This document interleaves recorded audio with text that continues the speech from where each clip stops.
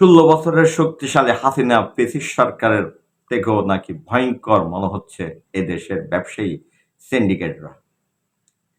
হাসিনাকে এদেশের ছাত্র জনতা আন্দোলনের মুখে দেশ ছেড়ে পালাতে বাধ্য করেছে, কিন্তু এরপরে এদেশের ব্যবসায়ী সিন্ডিকেট যারা মানুষের রক্ত চুষে খাচ্ছে, প্রতিনিয়ত জিম্মি করে রেখেছে সাধারণ জনগণকে, তাদের কিছুই করতে পারছে না।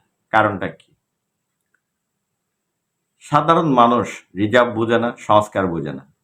তারা বুঝে তারা যে আয় করে তার মধ্যে তাদের ভালো মন্দ কিনে খাওয়ার ক্ষমতাটুকু থাকতে হবে, বাজার নিয়ন্ত্রণে থাকতে হবে, দ্রব্যমূল্য দাম কম থাকতে হবে, তারা যেন তাদের আয়ের মধ্যে কেনাকাটা করতে পারে।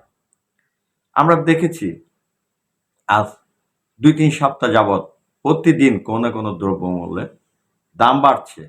বিশেষ করে আলুর কেজি 75 টাকা হয়ে গিয়েছে। 2 সপ্তাহের মধ্যে 160 টাকার সয়াবিন তেল 190 টাকা হয়ে গেছে। ডিম প্রতি পিস 15 টাকা বিক্রি হচ্ছে। ব্রয়লার মুরগির দাম বেড়েছে। চালের কেজিতে প্রতি কেজিতে 10 টাকা করে বেড়েছে। অতএব শেখ হাসিনার টানেল, পদ্মা সেতু, ফ্লাইওভার মানুষের ক্ষুধা দূর করতে পারেনি। দ্রব্যমূল্যের দাম বাড়িয়ে শেখ হাসিনা সাধারণ মানুষকে রেখেছিল চাপের মধ্যে। তাই শেখ হাসিনাকে মানুষ বয়কট করেছিল। সেদিক থেকে যদি ধরে নিই, আপনারা অন্তর্বর্তী সরকারের ব্যর্থতার দিকে যাচ্ছেন।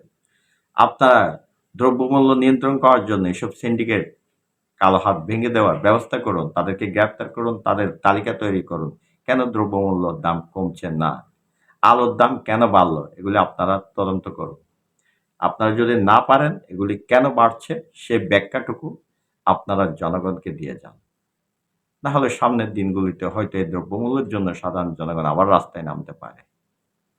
সাধারণ মানুষের জন্য যদি কিছু করতে চান, আগে দ্রব্যমূল্যের দাম কমান। দ্রব্যমূল্যের কারণে মানুষের নাভিশ্বাস উঠছে। একদিকে আয় কম, একদিকে সরকারের ব্যয় মানুষের উপর চাপিয়ে দেওয়া হয়েছে। বিদ্যুৎ বিল প্রতিনিয়ত প্রিপেড মিটার নামে মানুষ থেকে হাতে নিচ্ছে হাজার হাজার কোটি টাকা।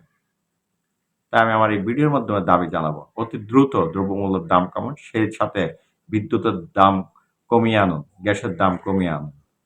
এটাই অন্তর্বর্তী সরকারের প্রতি অনুরোধ। কারণ আপনাদের পতন সংস্কার হওয়া উচিত ছিল এই জায়গায়। এটা আগে সংস্কার করুন, মানুষের ভাগ্য সংস্কার করুন।